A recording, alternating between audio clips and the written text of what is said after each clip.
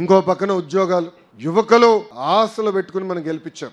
అందుకే మన ప్రభుత్వం అధికారంలోకి వచ్చిన తొలి సంతకం డిఎస్సి మనం పెట్టాం.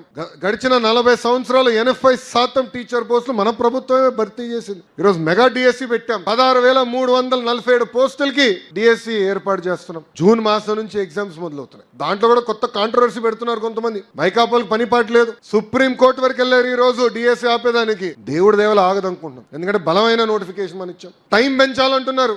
అరే సిలబస్ నేను పోయిన డిసెంబర్లో ఇచ్చా. పాపం జగన్మోహన్ రెడ్డి గారు సిలబస్ అంటే ఏంటో తెలియదులే. 7 నెలలు సమయం మనం ఇచ్చాం. పద్ధతి ప్రకారం డిఎస్సి ఇస్తున్నాం. జాబ్ నోటిఫికేషన్ ఇస్తాం. పెద్దలు అన్నట్టు పెద్ద ఎత్తున పెట్టుబడులు, పరిశ్రమలు తీసుకొస్తున్నాం. ఈ రోజు సోలార్, విండ్ కంపెనీలు వస్తే మనకేంటి అనుకోవచ్చు, టెక్నీషియన్లు కావాలి, మెయింటెనెన్స్ చేయాలి, పిల్లలకి స్కిల్ అప్గ్రేడేషన్ చేయించాల్సిన బాధ్యత నా పైన ఉంది. రేపు యజమానం కూడా చెప్తా, ఓనర్లకు చెప్తా, కంపల్సరీ లోకల్స్ కే మీరు ఉద్యోగం 100% ఇవ్వాలని. కంపెనీలు ఎందుకు తెస్తామండి? మన పిల్లలకు ఉద్యోగాలు కల్పించడానికి, పెట్టుబడులు తీసుకొచ్చాం ప్రయత్నిస్తాం. కారణం ఏంటంటే మన బిడ్డలకి ఉద్యోగాలు రావాలి, స్థానికులకి ఉద్యోగాలు రావాలనేది ఒక లక్ష్యంగా పెట్టుకుని పని చేస్తున్నాం.